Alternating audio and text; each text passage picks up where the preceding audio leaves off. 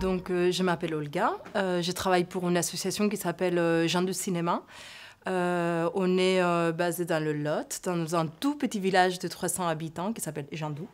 Et depuis 39 ans, on organise un festival de cinéma qui a lieu au mois d'août, pendant une semaine. On accueille plusieurs cinéastes et professionnels du milieu. Et aussi, depuis quelques années déjà, on organise un concours de scénario qui s'appelle Le goût des autres. Donc le goût des autres, comme je disais, c'est un concours de scénario destiné aux 12-18 ans, habitant en Occitanie et Nouvelle-Aquitaine. L'idée, c'est de permettre aux jeunes de s'exprimer à travers le cinéma, et notamment sur des questions autour de vivre ensemble, des joies qu'on peut avoir à vivre dans des sociétés qu'on pourrait qualifier de multiculturelles, où on a un mélange grand d'identités comme ça qui se croisent, et aussi des difficultés liées à ces différences. Le concours, il y a plusieurs phases. La première, c'est au mois de novembre, on ouvre les inscriptions et les jeunes qui le souhaitent, ils peuvent participer en groupe. Donc au concours, il faut juste qu'ils échangent autour de ces thématiques et qu'ils décident d'un sujet, d'une idée de film. Tout ça, il faut remplir un petit formulaire où ils vont écrire un petit paragraphe avec l'idée du film. Donc, le film Partir, c'est un jury professionnel qui l'a choisi. Et je pense que ce qui avait touché à l'époque aux membres du jury, c'était le fait que ça partait d'un vécu à la première personne. Ces jeunes-là, les jeunes auteurs, quand ils ont écrit le scénario, ils étaient mineurs isolés étrangers, c'est-à-dire qu'ils étaient arrivés en France sans l'accompagnement d'adultes.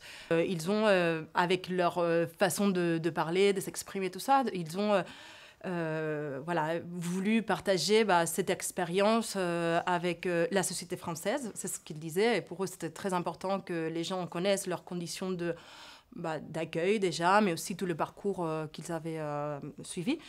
Et la deuxième raison, les jeunes, ils voulaient aussi faire prendre conscience aux gens qui restent au pays des difficultés traversées.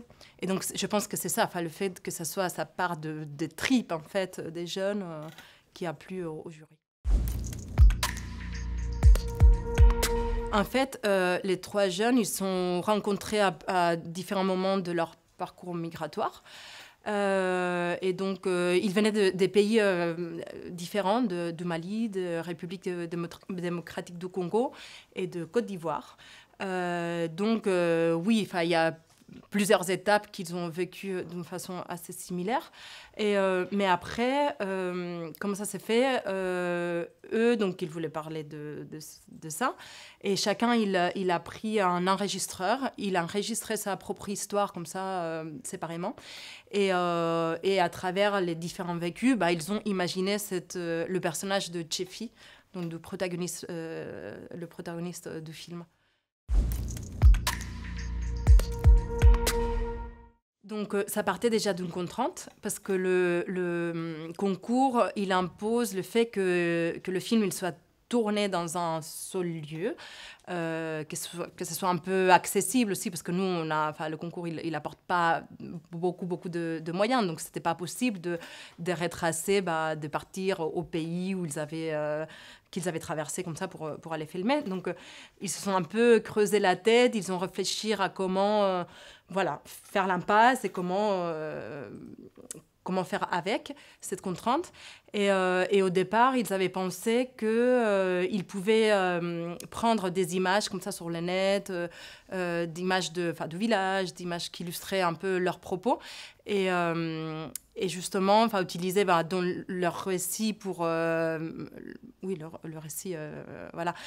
pour structurer le film et ensuite illustrer avec des images.